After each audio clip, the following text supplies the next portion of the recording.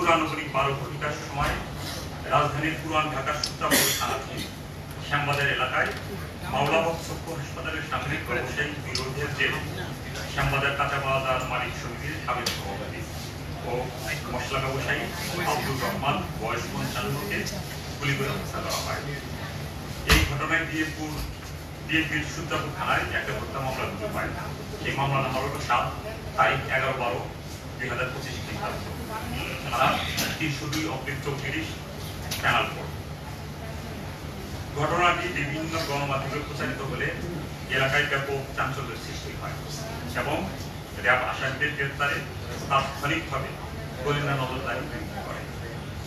পরবর্তীতে গত 11 ডিসেম্বর 2025 তারিখ রাত আনুমানিক 22টা 5 সময় র্যাব 10-এর একটি চৌক সাংবাদিক দল এবং র্যাব 4-এর সহযোগিতায় আধুনিক প্রযুক্তির ব্যবহারের মাধ্যমে বিএনপি দারুস সালাম থানাধীন কল্যাণপুর বাস স্ট্যান্ড এলাকায় বিশেষ অভিযান পরিচালনা করা হয়।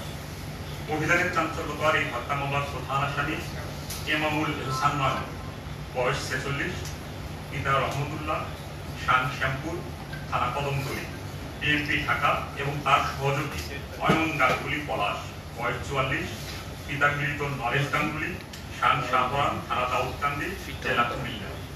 এই দুজনকে ঘটনার 12 ঘন্টার মধ্যে গ্রেপ্তার করা হয়। গ্রেপ্তারের পর আসামি এমামুল হোসান নয়নকে জিজ্ঞাসাবাদে বিএনপির শ্যামপুর থানা এলাকা হতে ব্যবসা সম্প্রসারণের লক্ষ্যে 2024 সালের অক্টোবরে ভিকটিম আব্দুর রহমানের মাধ্যমে 60 লাখ টাকায় শ্যামবাজার কাঁচা বাজারে একটি দোকান ক্রয় করে। দোকান হস্তান্তরের সময় ভিকটিম তার কাছে অতিরিক্ত আরো 24 লাখ টাকা দাবি করলে তাদের মধ্যে তীব্র ব্যবসায়িক বিরোধের সৃষ্টি হয়।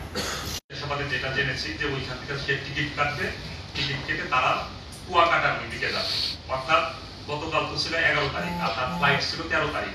এই যে মাঝখানে যে সময়টা, এই সময়টা